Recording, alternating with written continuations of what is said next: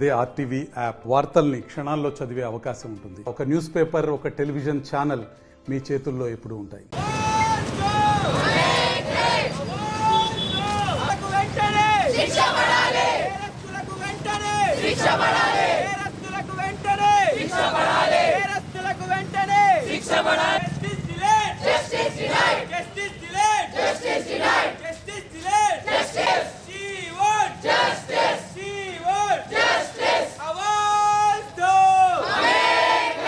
Okay, why is this?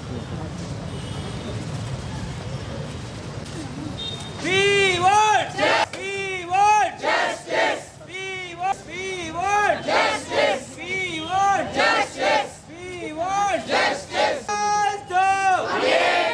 आवाज दो. आवाज दो. आवाज. We want justice. We want justice. We want justice. నేరస్తులకు వెంటనే శిక్ష పడాలి. నేరస్తులకు శిక్ష పడాలి. నేరస్తులకు వెంటనే శిక్ష పడాలి. నేరస్తులకు వెంటనే ఆవాజ్ దో. మనకు తెలుసు 3-4 రోజుల నుంచి ఒక న్యూస్ అనేది దేశవ్యాప్తంగా ప్రాప్తిస్తుంది. కోల్కతాలో జరిగిన ఒక ఘోరమైన హత్య నుండి రేప్ జరిగి ఉంటుంటుంది. దాన్ని సూసైడ్ కిందికి మారుస్తున్నారు. కేవలం ఇది వాళ్ళని ఇన్స్టిట్యూషన్ని కాపాడుకోవడానికి లేదా పొలిటికల్ పవర్ని యూజ్ చేసి దాన్ని కాపాడుకోవడానికి మాత్రమే చేస్తున్నారు. కానీ ఎందుకు జరిగింది, ఎలా జరిగింది, అసలు అమ్మాయిని ఎందుకు చేశారు, ఆ అమ్మాయికి అసలు కావాల్సిన న్యాయం ఏంటి, ఎవ్వరూ పట్టించుకోవట్లేదు. దానికి సంబంధించిన క్లూస్ అన్నీ వాళ్ళు డిస్కార్డ్ చేస్తున్నారు. ఇది ఇక్కడే కాదు, ఇది జరిగిన 2 రోజుల్లోనే మళ్ళీ ఒక నర్స్కి ఇదే జరిగింది. తను డ్యూటీ నుంచి వెళ్తుంటే ఇది ఇంతటితో కరెక్ట్గా మనము చర్యలు తీసుకోకపోతే ఇది కంటిన్యూ అవుతుంది. అది అక్కడే కాదు, ప్రతి స్టేట్లో ఏదో ఒకటి అవుతూనే ఉంది. గంటకి 90 వరకు రేపులు జరుగుతున్నాయి. కానీ ఎన్ని వాటికి జస్టిస్ జరుగుతుంది. అన్నిటినీ వాళ్ళు దాన్ని పట్టించుకోవట్లేదు.